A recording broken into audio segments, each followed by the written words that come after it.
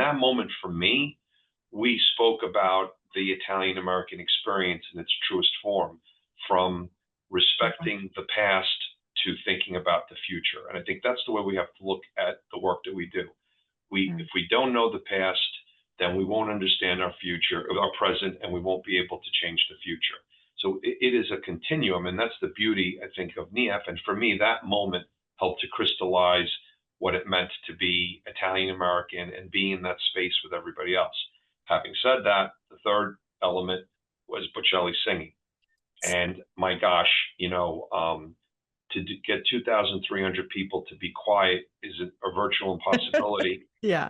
But to get 2,300 Italians to be quiet is an act of God. And for a moment there, you just sat there, and I was on the dais, and I'm videotaping the whole scene. And it was mesmerizing because we had a shared moment. Welcome to the Heart of Show Business. I am your host, Alexia Melocchi. I believe in great storytelling and that every successful artist has a deep desire to express something from the heart to create a ripple effect in our society. Today, in the Heart of Show Business, I'm actually joined by a very special soul. I think him and I have many affinities that go beyond the whole Italian American roots, which of course we're going to discuss, but just the fact that he works for the Wildlife Conservancy, like he had me at that. I almost didn't even care about NIAF at this point, because you know me, I'm a huge animal lover. So, but that's not what we're going to talk about. Today, I'm joined by someone who embodies the perfect intersection of heritage, leadership, and heart. John F. Calvelli is the Executive Vice President of Public Affairs at the Wildlife Conservation Society, where he's helped shape global conservation efforts from the Bronx Zoo to the farthest corner of the planet.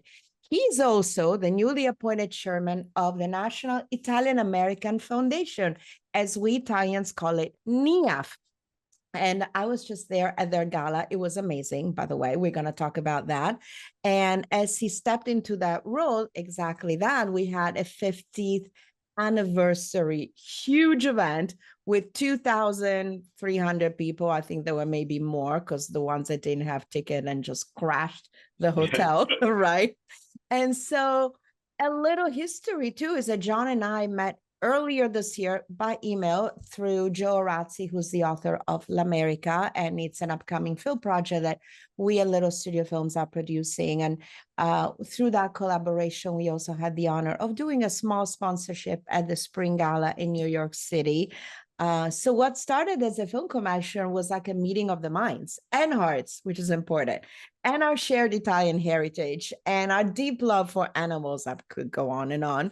So I am here as we settle in to have this conversation with the one and only, who speaks also Italian, and I'm so proud, John F. Calvelli. Welcome to my show. Thank you so much. I cannot tell you how happy and honored I am that we're meeting, especially right after the gala. So the timing is perfect. I'm still on the high from being with over 2,000 Italian and Italian Americans, of celebrating 50 years of the work of the National Italian American Foundation. It's actually meeting you in person. We've been communicating via Zoom, but especially being Italian, there's nothing like actually seeing someone and having to talk with them and having a meal together and sharing a moment. So it's very special on many levels. It was so special, and hopefully this is the first one of many, I know that you just stepped into a very big role, obviously beyond your quote unquote, your day job, into the chairmanship of NIAF. I wanted to ask you, what's the first thing that you asked yourself when you walked into that role? And is there also a question that you still haven't answered about the role? It's very funny when you mentioned St. Francis of Assisi, and you touched on no, you didn't mention that. You mentioned the work of not NIAF and my work at the Wildlife Conservation Society. Yeah. And I thought of St. Francis of Assisi and who he is. And I think there's so many wonderful quotes that come to mind. And one seems perfect for this. It is in giving that we receive. And I think that my goal with the foundation is truly that, to give back to my heritage. I have been fortunate and lucky to have had a successful life. My parents were hardworking immigrants from Calabria. My wife's family are hardworking immigrants from Abruzzo. They were able to send their children to college and to law school, and we've been able to make a life for ourselves and now a life for our son, Gian Domenico. So therefore, in that sense, is why am I doing this? And that's the question that always kind of engages me, is like, why? So why am I involved with the National Italian American Foundation? Why is NIAF so important? It's that sense of giving back to the community. It's that sense that each of us, if we can do something, we can make the whole better. And that's what NIAF does for me. And that's why I'm involved. Now, what do I want to do is a much more thought-provoking or complex question. But I think in the end, there are probably three things that I would like to accomplish during my time, and I'll be chair, God willing, for 4 years. Number one is focusing on the next generation. We need to be thinking about the youth, young professionals, building that connection for those generations. We've been saying this for years. The immigration from Italy is not as great as it was 100 years ago. So that therefore, but it's not gone completely. But we need to be thinking about how are we bringing third, fourth, even fifth generation Italian Americans back, and understanding the values that make Italians incredibly special. There's also the idea of getting young people involved that are from Italy. What people don't realize that the last census that I saw from the Italian government, there were over 55,000 young people living in North America that were Italian. So how do we get them involved? And I can kind of share what we've been doing in the 6 months I've been chair now.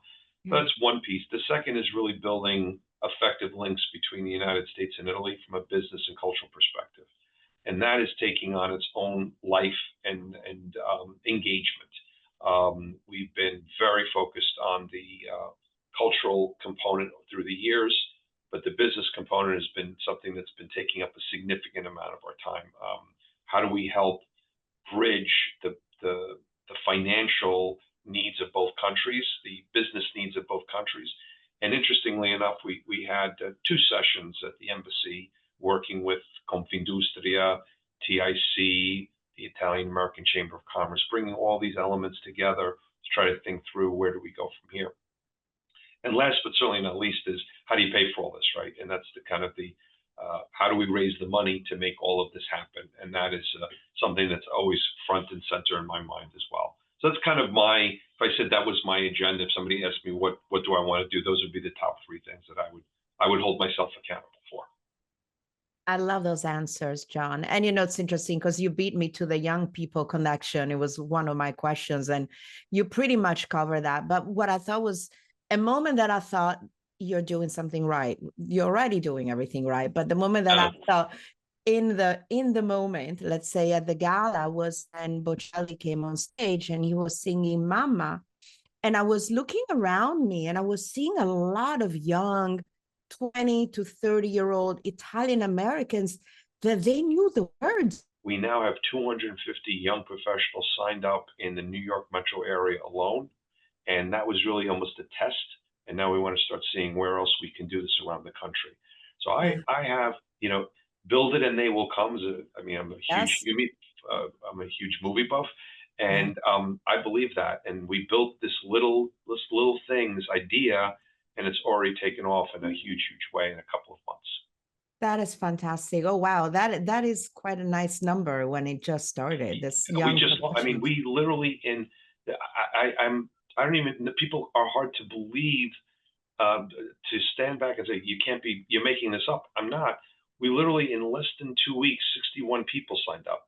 That's incredible. It was just amazing. So to say that the young people don't want it, that's not true. They want to engage. That's just not true. I think what we're trying to do is provide a product that is important to them. So it's about mentorship. It's about networking. It's about socializing with people. It's about learning about their heritage. If you put it all together, then people will accept that and say that there's a value for that from a personal perspective for their head and their heart. So Yeah. that's what we're Yeah. trying to do. That is amazing. And, you know, it brings me to some added events, obviously beyond the Bocelli singing and the whining and dining. And I'll be curious, and I'll tell you what was the event. The event for me that crystallized what Italian American identity looks like in 2025 was when you had our ex-Speaker of the House on a panel with Maria Bartiromo and our wonderful now independent-centered, you know, Democrat Senator Mancini, as they say in Italian, Yeah. Mancini, because he's kind of like whatever. To me, that was an event that crystallized what really NIAF stands for moving forward, because it was, yes, you brought politics to the table, but it really was about the effect the Italian heritage and culture had on these three people on stage. And it was really interesting because it all resonated with family values, with welcoming conversations. You know, we're Italians, we like to converse over a good meal. And how can we go across the aisle? How can we solve the problem? Yep. And I don't know if it was who of the two gentlemen, but I think it was one of the two who said about, you know, I want to beat you, but I do not want to defeat you. And I actually think that's something that we Italians do. We're not there to say, how can I annihilate the person that is going against me, but how can I welcome this synergy of people? And even if we come with different viewpoints, how we can collaborate, which is what I loved about the events. You have people in aerospace, in finance, and they were all looking at ways to collaborate. And maybe we think differently, but we're gonna reach out, maybe with a glass of wine, maybe with some salami, as you said, and have a conversation and have empathy. And Italians are known for that. So was there a moment for you personally, John, that crystallized saying this is what Italian American identity looks like in 2025? At the event or in life? At the event. Oh, at the event. I think I think that there were just so many different moments, but I completely agree with you. The luncheon program with Speaker McCarthy and Senator Manchin and Maria was illustrative of what can be done when you step away from I'm a Democrat, you're a Republican, you're a conservative, I'm a liberal, you're MAGA, I'm progressive, whatever, and say we're human beings. And you have a point of view, I have a point of view, and that we respect each other as human beings. And we can agree to disagree. But what you also found there was a real love and respect for each other, which is another one of those Italian American values. Didn't matter if you were, what your party affiliation was, I respected you as a human being. And that came from their shared Italian heritage and culture. But I will tell you, for me, another moment was actually at the gala, and it was I want to just cover the whole space of that gala. Yeah. Because when I spoke and introduced Dominic Critelli, who came to America at the age of 8 and fought in World War II and landed in Normandy, fought the Battle of the Bulge, and was here for us to thank him for his service at 104. And then literally right next to it, I said, and next 2 tables over are the young professionals that are going to be the future of our country. In that moment, for me, we spoke about the Italian American experience in its truest form, from respecting the past to thinking about the future. And I think that's the way we have to look at the work that we do. If we don't know the past, then we won't understand our future, our present, and we won't be able to change the future. So it is a continuum, and that's the beauty, I think, of NIAF. And for me, that moment helped to crystallize what it meant to be Italian American and be in that space with everybody else. Having said that, the third element was Bocelli singing. And my gosh, to get 2,300 people to be quiet is a virtual impossibility. But to get 2,300 Italians to be quiet is an act of God. And for a moment there, you just sat there, and I was on the dais, and I'm videotaping the whole scene. And it was mesmerizing because we had a shared moment. It was a communal moment. You could hear a pin drop in that room because everybody was focused on this individual giving us his God-given talent and sharing that with all of us. It was amazing. And to me, that really helped to make mi vengono i brividi. I still get Sì, è goosebumps vero. thinking about that moment. It was so powerful and for me, so uniting as a community. Yeah, no, I agree with you. So And I gave you three as absolutely. opposed to one, so my apologies. But No, that's okay. We're Italians. We can break the rules anytime. As long as we do it with a smile, that's it's true. totally okay. No, I love what you said about the veteran because and the 104-year-old wonderful soul that I got to also hug and take a picture Yeah, with. This again, it goes with the perception, and that's why I also got involved in America as a producer, is the perception that Italians are either mobsters or pizza makers. And there's so much more to Italians. I mean, look at what Italians are doing. And it brings me to your work with protecting wildlife and the ecosystem of the Wildlife Conservation Society. yeah. Because the reason is that in intersecting the two, I'm curious as how that has shaped your philosophy of leadership with NIAF, and Yeah. how do you see the parallels between protecting culture and protecting nature? Wow, what a great question. I think those are inextricably linked. And actually, for me, culture is the way to change hearts and minds and then be able to save wildlife in wild places. I think at times what people forget is that we live in the narrative form. People need to have a story, you need to understand you need to give them a reason to bring them in. Yeah. I love statistics. I'm one of two people probably on the planet that do, right? It's most people don't, but I love statistics in terms of looking at it. But I also know that that's not what's going to move people, right? And that is the Italian experience. Quintessential being Italian is the ability to tell a story, to understand, to have empathy for others, and then share that moment with them over a good meal, over that shared experience. And then when you go to see a film, right, that's what that's about. It's a shared experience. So my culture shaped the way I then work on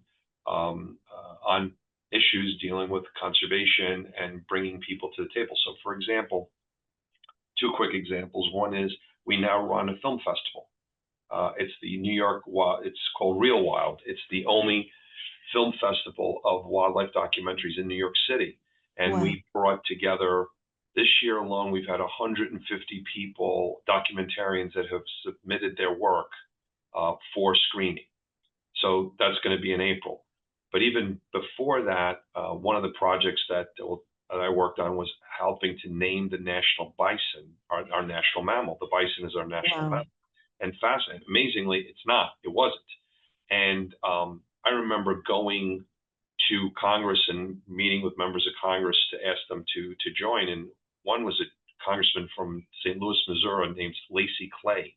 And, and Lacy Clay said to me, "Oh, I don't want to just sponsor the bill. I want to be one of the authors of the bill." I said, "Why?" He says, "Well, my great uncle was considered and was called by the Native Americans a Buffalo Soldier, and he had this real Yeah, I know connection them. Yeah. to to Buffalo, right?" And Yeah. then on top Yeah. of that, our story of how we took there was 30 million bison and they were hunted down to 21 in the wild. There were 21 in the wild left. There were what were called gentleman herds. We brought them to the Bronx Zoo. We bred them and then we released them back into the wild, working with the Osage Nation and working with business people and President Teddy Roosevelt. And as you're telling that story and adding the richness of that experience, people then can connect to that and feel that sense of connection. So the sponsors of this legislation, we had the Native American community involved, we had the producers involved, we had the conservation community involved. It was about Bronx pride because the Bronx Zoo was the one that was doing it. So all of these different elements, as you're telling these different stories, that all add up into that one narrative of how this one species, this one animal, had such an impact on American history. Yeah. So that long answer to a short question, but to me, my Italian heritage, I wouldn't know that. I know that because of sitting on my grandfather's knee, hearing stories as a child, hearing my grandmother tell me stories, the way we interacted as a family, the time sitting at the table, sharing information. It's like I do that with my son. Like he calls it Elder Sunday now. So like we have Elder Sunday, and we get the Yeah. elders together and we talk, and he hears those stories and he appreciates what they went through and Yeah. their lives. And I know that impacts how he lives his life as well.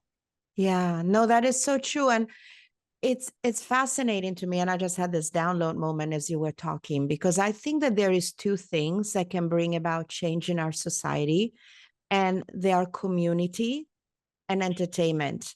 And I feel that NIAF is doing that with a sense of community and also bringing entertainment, such as a great event where people can get Hmm. together, share a meal.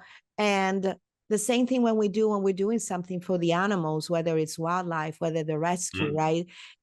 How we create change is through community, which is what we're doing, right? Reaching out to sponsors and whatever, Hmm. and entertainment, which is thus you created this film festival and you are bringing in the new generations of filmmakers who can do something to create awareness for this, So I love it. We did a pilot about animal rescues last year in Oh, Florida. Yeah. And, it's amazing because we shot it in Dunedin, or called Dunedin, in Florida. And within just the fact that they knew there was a TV crew coming to film this, and we didn't even have a streamer on board, we raised something like $70,000 for the local rescue organization there. And we had Dave Bautista show up. And now I'm doing, as I told you privately, this documentary series called Sanctuary Rising, which will touch upon all yeah. kinds of work of the rescue movement, and it's so important. Yep. I'm going to give you one last question that has to do with the mindset, because I'm all about mindset. It's called the heart of show business, but I also love to get into the thought process of leaders such as yourself. So my question is, you are into organizations that do deal with legacy, just like we talked about.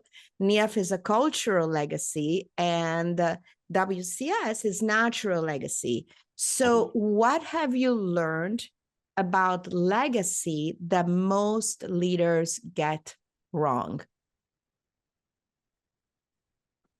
I think I think at times people get, and then the question is, unfortunately, I'm also an attorney, so it's like, how do you define, how do you define leader and how do you define legacy? So therefore, I will trip myself up in this, but from the leadership perspective in terms of legacy, I have found the people that are willing to take less credit will get more accomplished. And Yes. that is by far the most important thing that I've taken away from legacy. If I feel that my legacy has to be my name on a wall or whatever the case may be, I will have less impact. Yeah. And now both have value. I don't want to take away from the importance of the naming opportunity, et cetera. But what I have noticed is the people that are willing, humility is the greatest power that a leader can have. And the understanding that at times it is better to step back than step forward and let other people step forward. And that's the thing I've learned most about legacy. And therefore, what that means is, I may not be known for many of the things that I've done, but they've been done, and I feel that they are important, and that's my legacy. So I'll give you one example.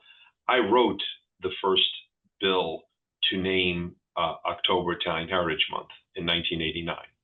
Yeah, so that was my bill.